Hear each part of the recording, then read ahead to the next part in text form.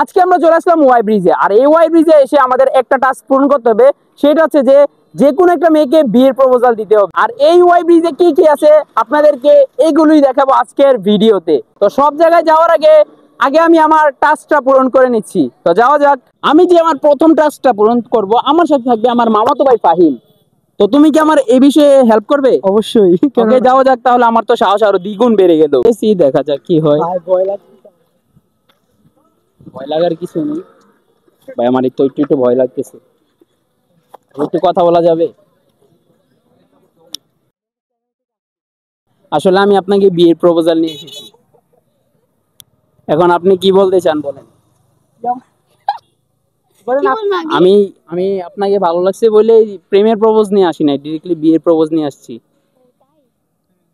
এখন আপনি যদি রাজি থাকেন তাহলে বাসায় প্রস্তাব নিয়ে যাইতাম আর কি। আপনি তো ফানি করতেছেন, এটা তো আমি জানি।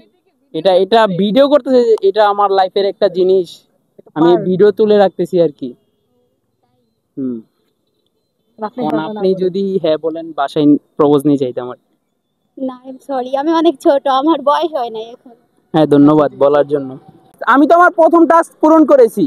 তো গাইস, এখন আপনাদেরকে আমি ওয়াই ব্রিজটা পুরোটা ঘুরে দেখাবো। আমরা চলে আসলাম লন্ডন পার্কে। এটার নাম দেওয়া হয়েছে লন্ডন পার্ক, ওয়াই ব্রিজের সাথে লন্ডন পার্ক। তো দেখা যাক এটার ভিতরে। তবে এখানকার যাই হোক ওয়েদারটা সুন্দর।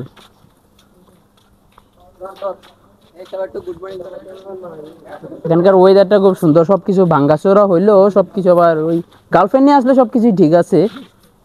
আপনারাও গার্লফ্রেন্ডকে যদি মানে ঘুরতে চান তাহলে আসতে পারেন, আমি এটাতে আপনাদেরকে সাপোর্ট করতেছি।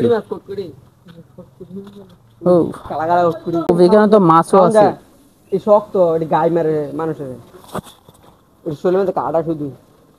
বাহ, আসলে পার্কটা খুব সুন্দর। যদি এটাকে যদি পরিষ্কার করে রাখা হতো তাহলে এটা আরো সুন্দর লাগতো। আসলে মানুষই তো আসে না, পরিষ্কার করে কি লাভ।